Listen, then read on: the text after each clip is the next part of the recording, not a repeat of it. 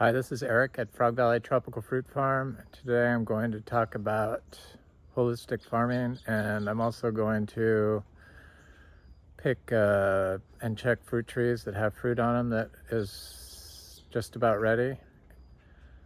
Anyway, we're a regenerative farm that grows naturally, so we rely on rain for water, and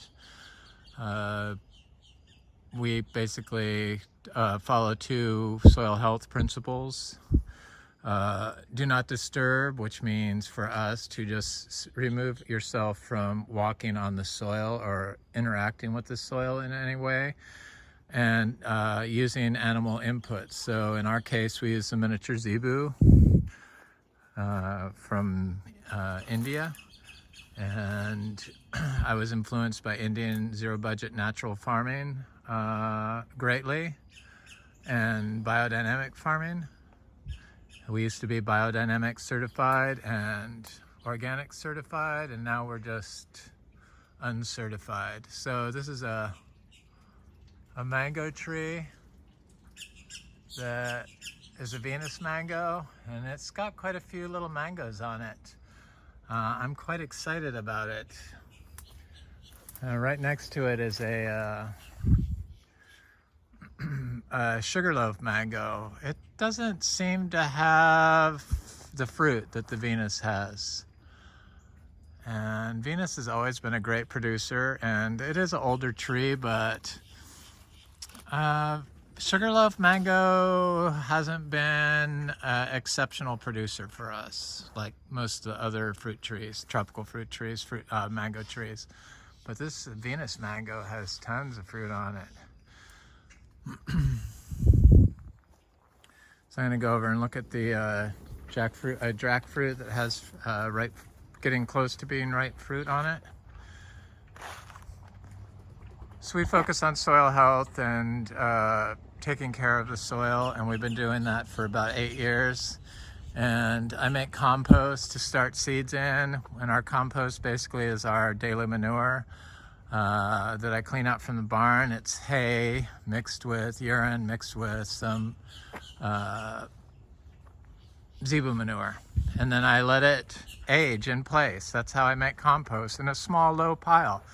I don't turn it, I don't add stuff to it. I just drop it and walk away. And this basically is it, where I've been making it. And once the weeds start covering it, then I use it for my starting fruit tree seeds.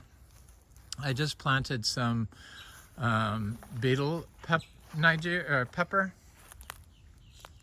right there in it. Supposed to be very good for a lot of different stuff, and I've got little fruit trees planted in here. Here's a seed grown achachiro tree that's starting to look really swell. We have so many different tropical fruit trees, probably 200 or more different species, and one of the species we grow a lot of is bananas. We have about ice cream bananas. That's what we grow here, is ice cream bananas. And I have about 345 divides I did. I need to do some more because there's some trees I need to remove so that they don't hang into the driveway when they fruit. But we got quite a few racks. We seem to have bananas quite often now, which is nice because I love bananas. And I found to get the large racks of bananas, you don't take pups off. And if I take pups off of them, the ice cream bananas like to clump. And when I take pups off the big clumps of bananas, then the racks that the next banana produce are generally smaller. So I also found that we don't do supplemental water. So what the rain provides is what the plants all get. And I found that has been sufficient for everything. And when I plant new plants in the ground, I don't even water them in. I never have. Turns out that all this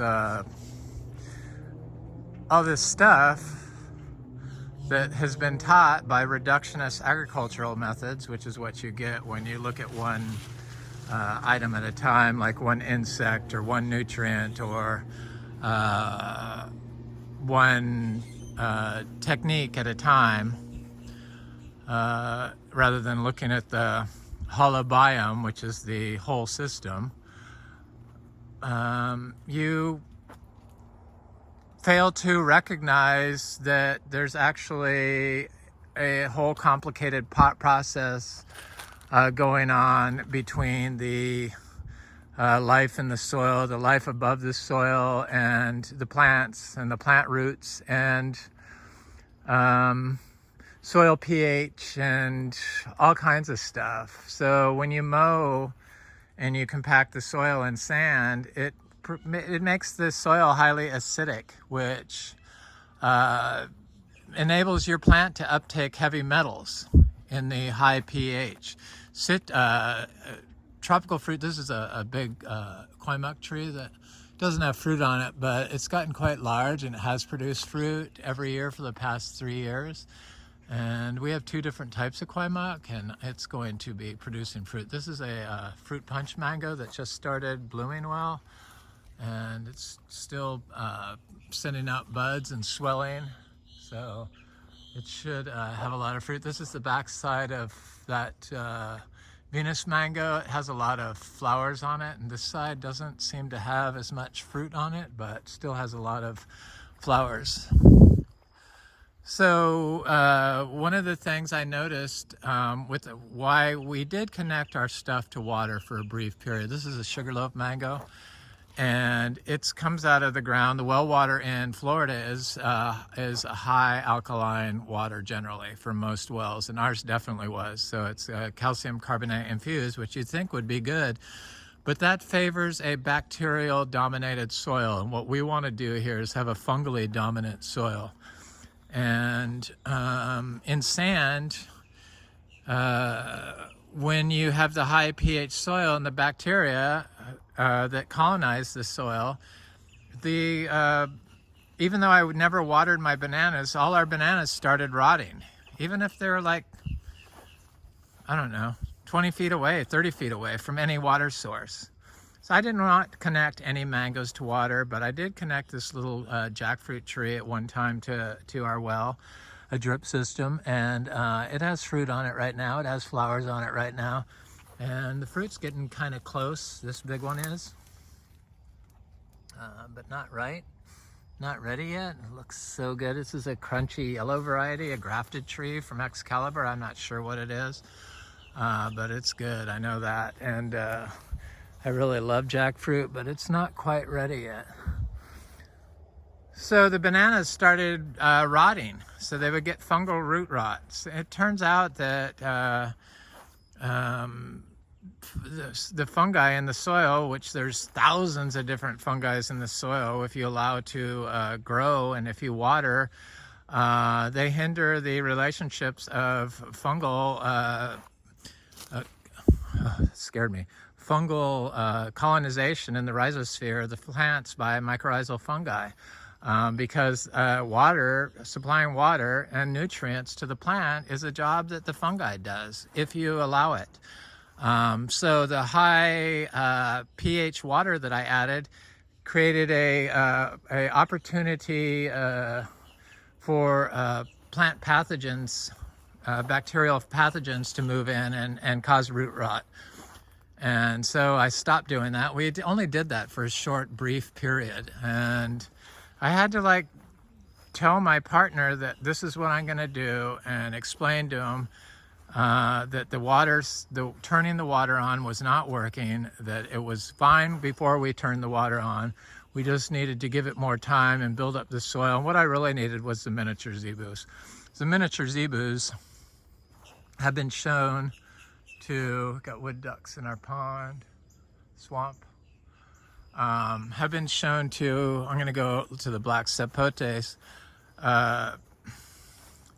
to have a high concentration of fungi in there and bacteria in their manure. And application of holistically grown zebu manure has also been shown to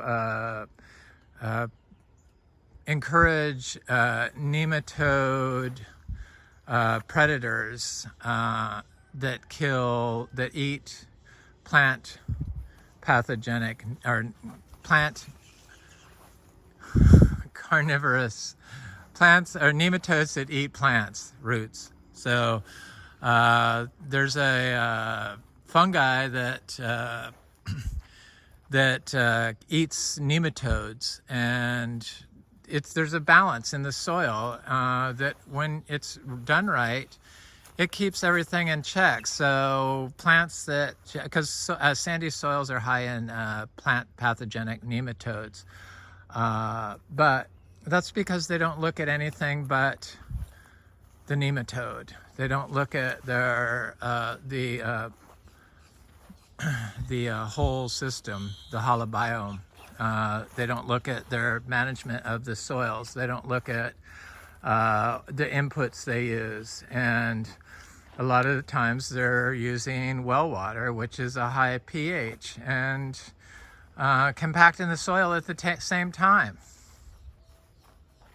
So by driving on it, it causes this soil compaction, which raises the pH, causes the soil to become acidic, and then the plants uptake heavy metals and encourages plant pathogens.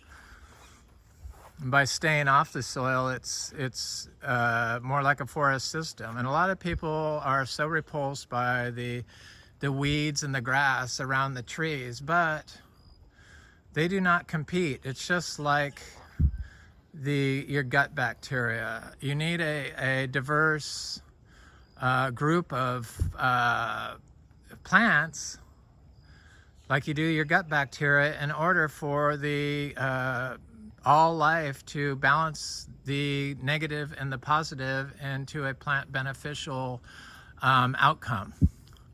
So these weeds, they may be ugly, like this one growing on this lime and this one growing on this achacha tree, grass. Grass has been shown to be what builds soil. And fungi form relationships with grass, mycorrhizal fungi, which is plant beneficial in most cases. And so that's why we leave it. And that's what nature puts there, and I'm a big believer in what nature puts there. And so another horrible weed would be this Caesar weed, but it's slowly being pushed out by all this my plants that I planted in here. You can displace the weeds by covering the soil with your own plant, but replacing the weeds with a mulch and then a monocrop probably isn't the best path to get there on Florida sand, because you're just putting mulch on top of something that's highly compacted, and you really need the living roots of the different weed species like this weed that send down deep tap roots and break up the hard pan layer of the soil. So I'm going to go over to this I don't see any passion fruit ripe. So a lot of time I have to spend going around looking at fruit trees for fruit to see if it's ripe. And it's taken probably 8 years for us to get to the point where we have fresh fruit of multiple types available year-round. This is a big fruiting achacha tree. This is a sapodilla tree. And this is a Black Sapote tree.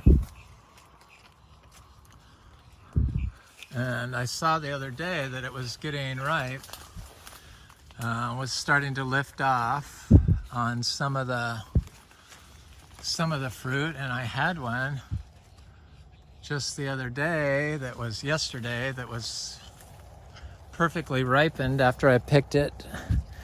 And oh my God, but it wasn't off this tree. Black Sapote has been my favorite fruit, but I see they're not quite ready yet. I would have assumed that they would, oh, this one's ready. So I'll pick it and then show you what they do. So when this top part lifts off the green fruit body of it, so it like you could see through. This camera would behave for me. It's a deer fly on my head, sorry. So when this top part lifts off, can you see my finger on the other side of it? Yeah. You can see my finger through underneath this part. And so when that lifts off, it's ready. You could pick it. And if you pick it before then, they won't ripen. They'll just stay hard and turn into rocks. And I see another one that's like that. So I'm quite excited. I like Black Sapote. I'm really not going to do mail order until my partner takes it over before mango season. But if you have to have mail order, I could probably sell some mail order. I'm just not very good at it. I make mistakes. There's one that you could obviously see it's lifting off. See my finger through there? That's when you lift, they're ready to pick. So, yay, I need to come here and pick them. I dropped that other fruit. Can't really pick fruit and do a video because they're so big.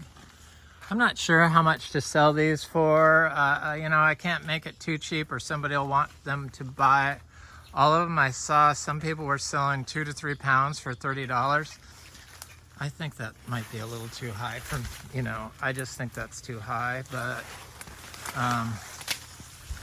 I can work with you. I haven't figured out a price. If you really want some, I could put together a box. I think I could do 5 pounds for $30 maybe, probably.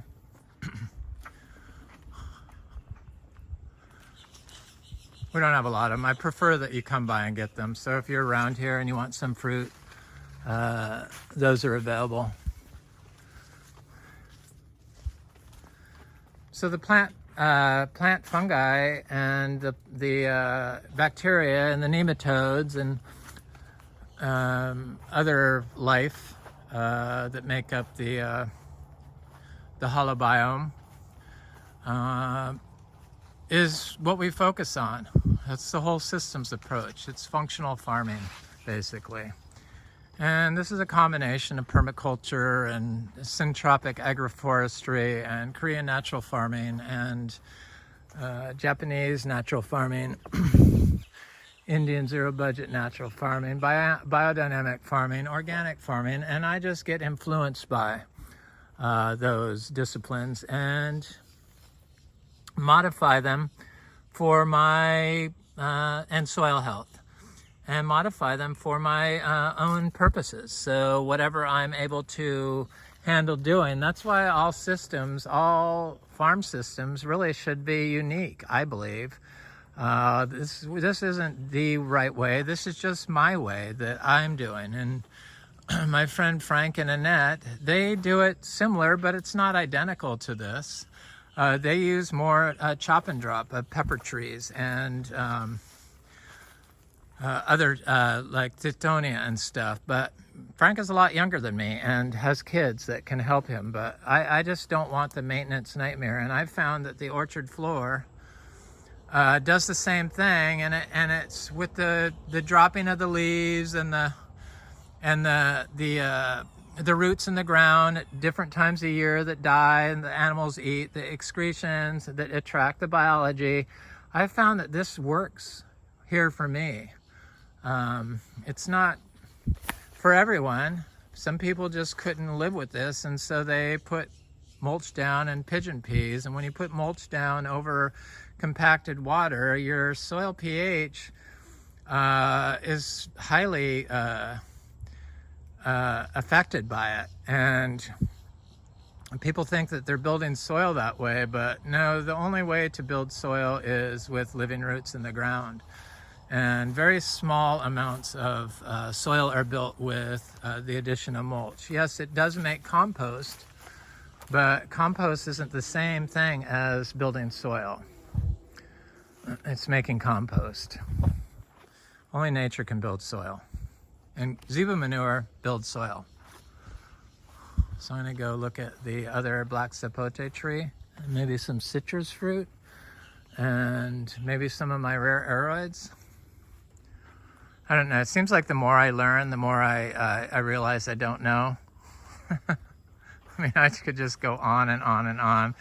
But really, just the basics of not disturbing the soil, keeping the soil covered, adding small amounts of animal manures seems to be what you need to know. But if you're adding, if you're using well water, you're taking a job away from the fungi to provide your plants with water. And really the only reason why people have to water is because they've used salt-based fertilizers, which salt-based fertilizers also take life out of the system. Your endophytic fungi and your bacteria that's inside the plant that can balance and prevent powdery mildew are, when you use salt-based fertilizers, they encourage plant pathogens. They weaken the plant's immune system, because the plant's immune system is the microbiome of the plants, the phytomicrobiome. The soil health, that's the plant's immune system. So if you build it up, plant pathogens aren't a problem. Plant fungi pathogens and plant bacteria pathogens are kept in check. So I've been planting my rare aroids in the ground, and they're doing quite well. I planted this meringue in the ground. It was in a pot, and it looks good. I realized I have a meringue over here. I've been doing the ultra tropicals because with the success of growing and fruiting cacao here continuously for 12 years in Florida, I know that it's a meringue. I thought it was a breadfruit, but it's a meringue. And I know that it's possible if you focus on the soil biology, because it can buffer abiotic stress. That's the immune system, being able to buffer stress. Stress is what causes disease in humans, and stress is what causes disease in plants. So if you have a healthy gut biology, there's a bread nut tree, then you're better able to handle what nature throws at your plant, or better able to deal with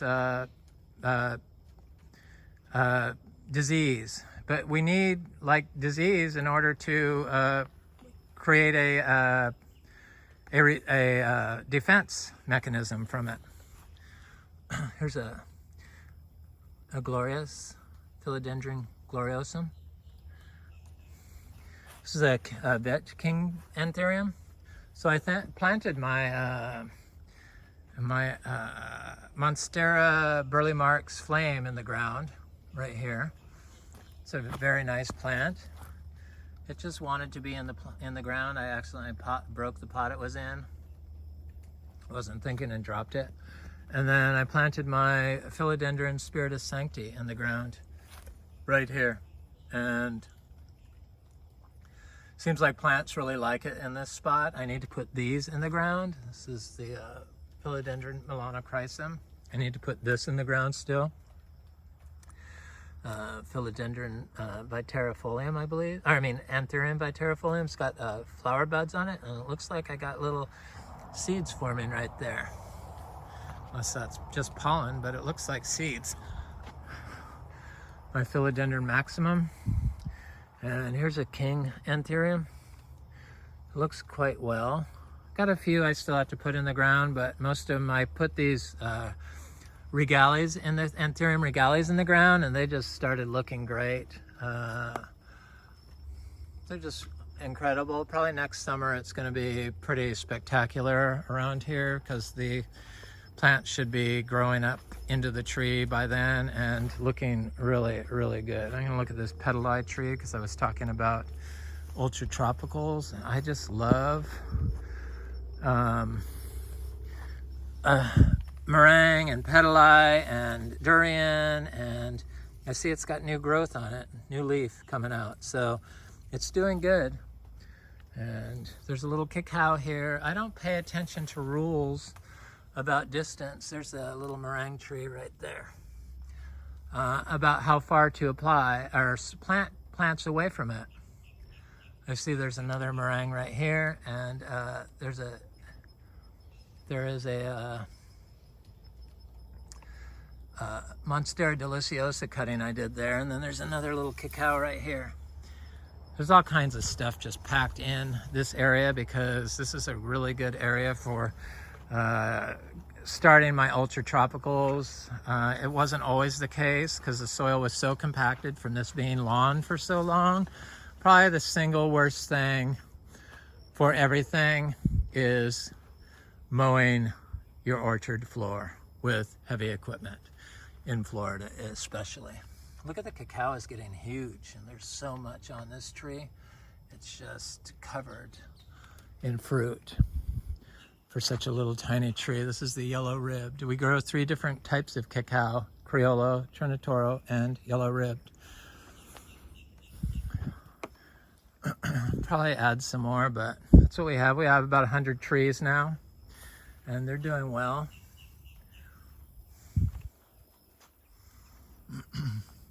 And it's from the constant focus on soil health and basically staying off of it. Fix the compaction after years of not understanding the compaction. So I guess potassium is a big driver of abiotic stress defense. And bananas are, as everyone knows, super high in potassium. And I found that adding bananas to a system with your tropical fruit trees really ensures that the trees planted near them or under them in their canopy. I don't know how far away you can get, but I try to plant them like near them, but I don't really know. I'm just experimenting. Like, this is a big experiment. That's why I tried to share my experience, just to show what's possible here. This is a ultra tropical. What is that? I can't even think of the name. Aki, that's what it was. This is that African locust bean. Looks great. And never watered it. I just plant my plants. I showed how to do it in the last video. Some people thought maybe some of the stuff I was planting, like the Platonia insignis, maybe couldn't have been a Platonia insignis, but I really don't stress out over that, and I do make mistakes. But to definitively say it is not what I said it could be, because you saw the seed and the root when I didn't even show it.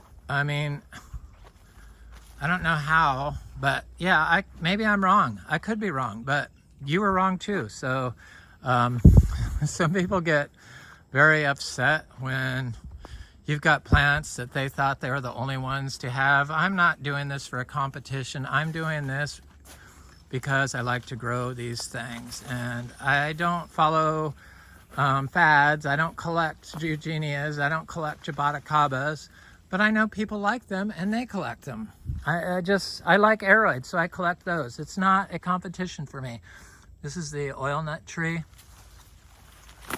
I think this is a little Lindero seedling, and this is an egg fruit seedling, and this is a citrus. And in the last video, the tree that I did plant, I called it the Garcinia magnifolia, but it was given to me as Garcinia Amazonica gigantea. So am I wrong about that? Probably, maybe, who knows? I'll know when it fruits. I don't really care. I'm just saying, because there's so much mistakes in identification, especially when it comes to Garcinia species. I'm just saying what I believe it is, and I have been wrong. My first achachiro I thought was fruiting ended up being a Garcinia gardneriana cross. It had Garcinia humilis leaves. I mean, you have to wait until they fruit before you really know. Even the plants that people have that they bought seeds from, you don't know if that's what it's going to be until it fruits. So I really don't stress out over it. And yeah, I may have made a mistake. So this is a Garcinia madruno seedling I planted here. It's looking good. It's almost of the size that it should fruit. It's growing under this giant Garcinia humbromiana. But I also have a Garcinia macrophylla right there, or magnifolia, I believe, right here. It's getting the big leaves on it right here. And this one, I believe, could be also, but I'm not sure. I don't know. I plant the seeds. I bought the seeds at magnifolia, macrophylla, you know, and it was Garcinia macrophylla, Garcinia debico, species debico. I don't know. The fruit sure looks like Garcinia macrophylla, but who knows? People change names. It's just like the improved lemon drop mangosteen. There is no such thing. That's a made-up name. Here's a cashew seedling growing next to this jackfruit seedling. There's another cashew seedling. We have about probably 200 cashew trees growing and one major fruiting tree that produced so much fruit for us last year, and this year looks like it's going to be even more so. I guess this fruit isn't ripe yet. This is my madruna tree, my fruiting Garcinia trichuela tree, and it has a lot of fruit on it. Well, a lot of fruit, considering it fruits continuously, this tree, like the lemon drop mangosteen. It's a lot like the lemon drop mangosteen. It's just a bigger fruit. So rather than a little fruit, you know, it's like could be big like this. Almost as big as the some achachiros, a small achachiro, I guess. We have about 15 different Garcinia species here. It's what we specialize in. Achachiro, Garcinia humilis is why we started this farm. This is a Garcinia brasiliensis. I'm shocked that Garcinia lemon drop mangosteen seeds are selling for $4 each. Oh, good thing I planted hundreds of them here. I don't think I would, I think I was selling my Garcinia lemon drop mangosteens for 50 cents per seed, and I didn't have anybody buy them. So, we're gonna do a website. It's probably because I'm so bad at it. I just am not into it. I have to do all this other stuff, and then the videos and the cows and the plantings and the maintenance. That one more thing like being certified organic or certified biodynamic is enough to put my stress threshold over the top, which is why we stopped being certified biodynamic and certified organic. But I really don't believe in biodynamic dogma all the way, and I definitely do not believe in a lot of the direction that the organic certification process is going through, like adding hydroponics. That's not organic, and I mean they're being raised in plastic tubs, so they're like sucking up microplastics right into their tissue. And I also don't believe in the organic using organic mulch, the overuse of organic mulch. It's polluted all the organic farmland. Probably the only true, safe, clean food is biodynamic. And if I was to choose one certifying agency, that's the one I would want to buy food from if I could, but you just can't get it. It's unavailable. So I try to grow all our own fruit. We do pretty much grow all our own fruit here. So these are Black Sapotes, and that was a female Garcinia hombromiana tree that I was looking to see if it was trying to flower, because it just sent out a huge flush, and usually when it does that, it's the Garcinia start or flower at the same time. This Black Sapote doesn't have any fruit on it. This one does. Not a lot, but it's all on one side. But this one produced so much fruit last year that it was just overwhelming. And last winter we had a severe drought. It was a drought followed after the summer drought, which was the only time we've ever had a summer drought. So that did affect some fruit set on our citrus, and it affected some fruit set on some of our Black Sapotes. So it didn't seem to affect the Garcinias at all. We got tons of fruit on them pretty much continuously. That's a Santal tree. It's looking good through here. I need to add some more bananas, but the little bananas are trying to grow up. This was always a horribly compacted area, hence this giant Inga spectabilis tree, which is our oldest Inga tree on the farm. It's also the smallest Inga tree on the farm, and that's from compaction. And so during the drought last year, deer fly. During the drought last year, those dead branches, it died back because the soil's compacted, so it's never really grown up, and then it couldn't send roots down into the ground because this being a lawn for so long. And just the fact that it dies in part and then dies underground in part will enable the carbon to be in the soil, which is the hardest thing to keep in the soil. That's why we leave the living roots and the weeds and everything. All these nitrogen fixing Caesar weed, which die back every year, which is nice. That's why I leave them. It's like takes the place of Tittonia, and it's what nature put here. And sure, it's repulsive and it has seeds that stick to your clothes, but I don't walk through there, so it's not a problem. I just clear them from my trail, and I don't have to manage it. It's very easy and low maintenance. And I also know that there's an excess amount of nitrogen when that shows up, and it's capturing that nitrogen and not letting it escape into the system,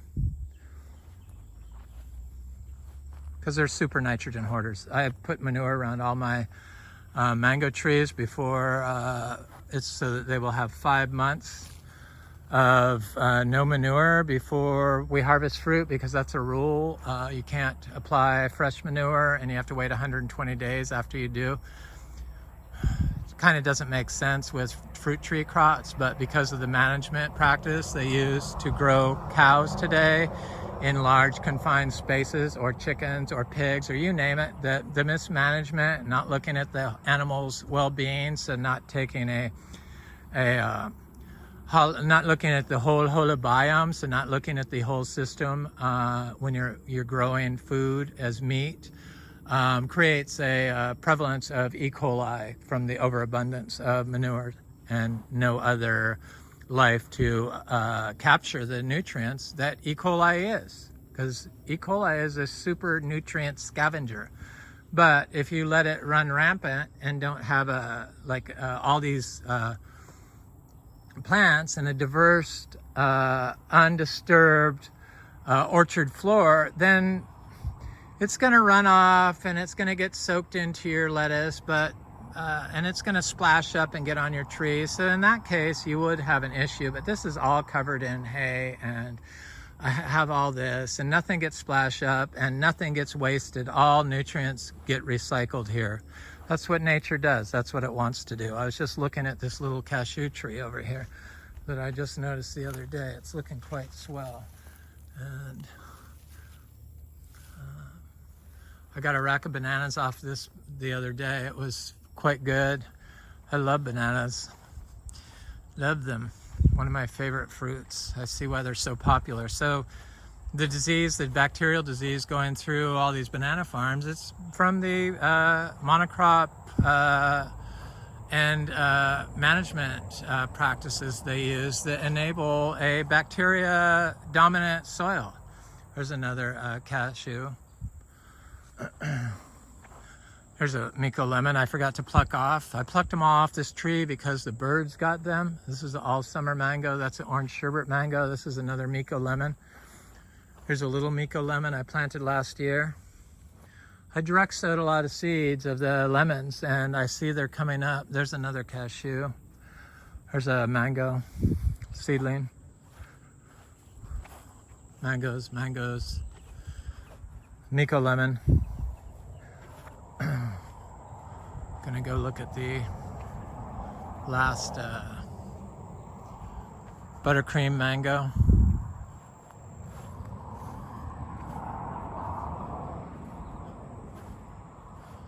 I plucked pretty much all of our citrus off these trees, and they're healthy little trees. They got some leaf miner on them, but they don't get affected. The ones that are in the sun get the yellowing on their leaves, but the ones that are in full shade never get it. And so I know that that's what that's from. It's from the sun. So I got this lemon I gotta pick up, and I need to see if these are ready. These Black Sapotes. Nope. This is a Burnicky, and the fruit was very small in this tree this year. I think that was because of the drought we had last winter. I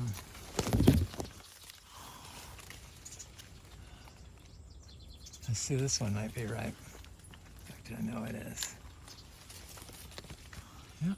See, it's lifted off there. You could clearly see my finger underneath, or maybe you could see it's lifted up. The camera's not behaving. I see some more. I'm gonna have to come over here and pick them because they're ripe. Tim, if you want some Black Sapotes, we got them. I had one and it was so good. I'm quite excited that they're finally ripening well. This is a seedling Black Sapote. I'm gonna look at the sugar apples because I forgot we have sugar apple fruit. That's the whole problem with all these different species. It would be so much easier if we just had one crop and pretty much ripened at the same time, but we have like so many crops and so much. In fact, we have star fruit. Poor star fruit gets relegated to the bottom rung because I don't eat it. It's good, it's sweet, but it's not one of my favorite fruits.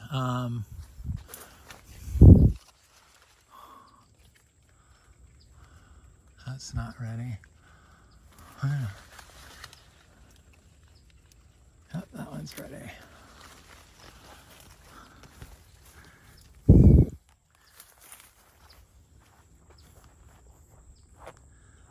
Once they start lifting off, then they're ready. So we have star fruit, but star fruit, there's not that much of it left. We have some little green ones, so really not enough. Look at that guava. That's the giant guava, the forest guava.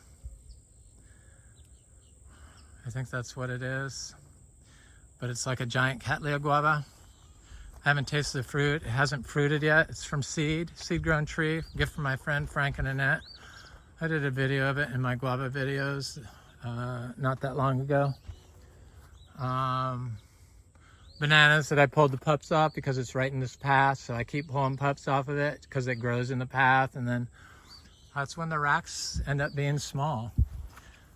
There's a little seedling Black Sapote. I planted I thought I planted a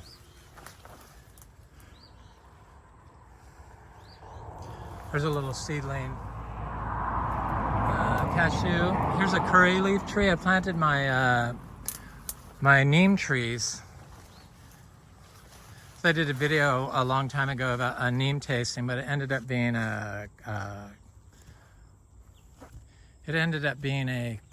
these are these stickers that I hate, the Caesar weed stickers. It ended up being a curry leaf tree, that's what that was, which I like. I'm glad I have it. That was a gift from my friend Frank too. That one, I have another one. I gotta go in here and look at these sugar apples because I know that they were, I had a path that went in here, but I had so many trees that, look at this cassava jungle I have. so many trees that were getting affected from the, I never noticed seeds on the cassavas before. Where have I been? Interesting. Of course they seed. Is that going to make a new species? Perhaps. Could be if it was some other varieties in here. So there's that little red Adamoya that was kind of dying, and I moved it over here. If you have an annona tree that is sickly in the spot it's in, dig it up and move it somewhere else, preferably near other annona trees that are doing well, and it will snap out of it. But don't let it sit there and wait for it to recover. It could be a nematode issue, or for us it's soil compaction, which is probably a combination of nematodes and soil health, because in unhealthy soil you don't get the oh yeah, see, I had sugar apples and I didn't even come over here in time to get them.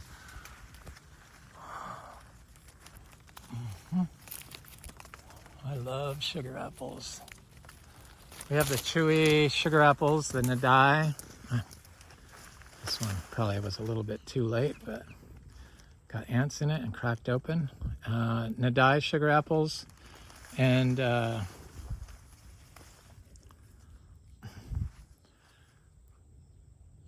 chewy red ones. Oh, that's so good. I wish I got it a little earlier.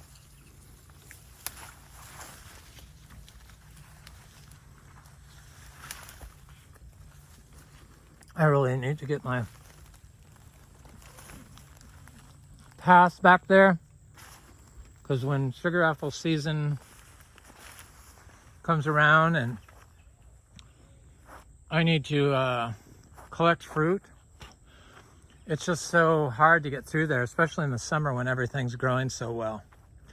So I have a lot of little Adamoyas planted along here, seedling Adamoyas. Some of them are getting kind of big. They're all seedlings of our Priestley Adamoya. So this is a guava tree that I saw green fruit on it, but I don't see any ripe fruit.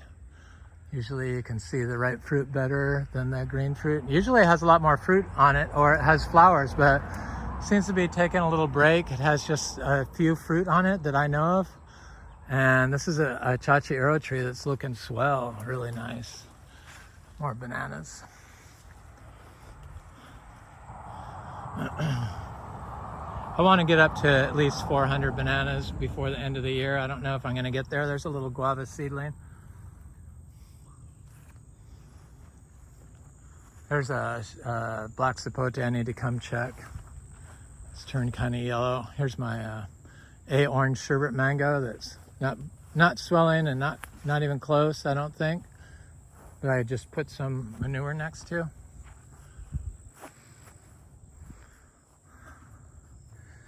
I thought I had some more Adamoyas in here, but I don't really see them while I'm walking. Some mangoes and mangoes. These are the mangoes that froze through here. This was like a really bad area for compaction and everything would die I put in here. And one of the fixes I did for it was I took the Biodynamic Horn 500 that I had inoculated for 6 months. So you take manure and you shove it in a cow horn and you bury it in the ground for 6 months in an area that I made compost in, biodynamic compost. We are not biodynamic certified, just so you know again, but we used to be. And so I buried the horn and then dug it up. And then rather than spray it, I rebury the whole horn, and I buried like 40 horns through this area, and that seemed to fix the soil. And then I add the bananas. Probably the fact that because compaction, like I said earlier, was our biggest problem.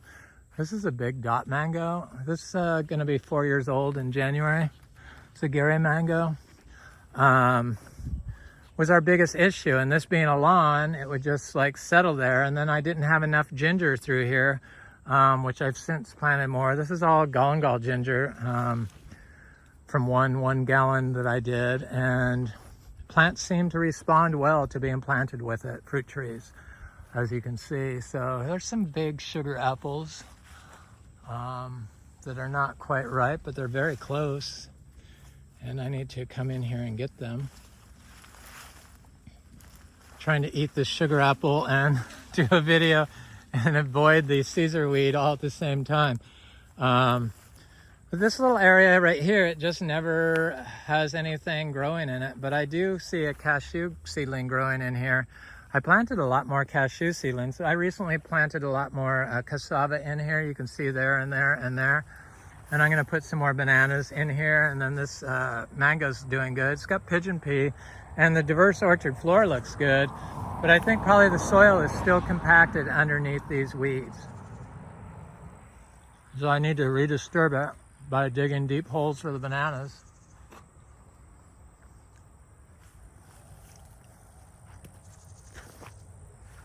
And put some more in there. Looks like that one's getting ready to flower. The banana. And here's a Holibiome tree. There's some more sugar apple trees. There's quite a few fruit on these trees. These trees have never done this late in the year. As you can see, they're losing all their leaves. They tend to lose their leaves here in the winter. Our sugar apples at our beach house never lose their leaves. We have a 2.5 acre trial farm that I experimented dry farming on continuously since 2011. And then low animal inputs with the orchard floor like this, but with no animal inputs, and it doesn't produce fruit like here. Stuff grows, but it's the zebu manure makes stuff fruit. This is Holibiome. I firmly believe you have to add the animal. It's one of the 5 soil health principles. There's another here on Florida sand, especially. I see a banana rock right there. Anyway, this is Eric at Frog Valley Tropical Fruit Farm. And this is Florida Natural Farming. And this is a video on the whole system's approach to growing rare tropical fruit trees and picking fruit that was ripe or checking fruit that's just about ready to be ripe. I hope you have an excellent day. Thanks for watching. Like, share, and subscribe.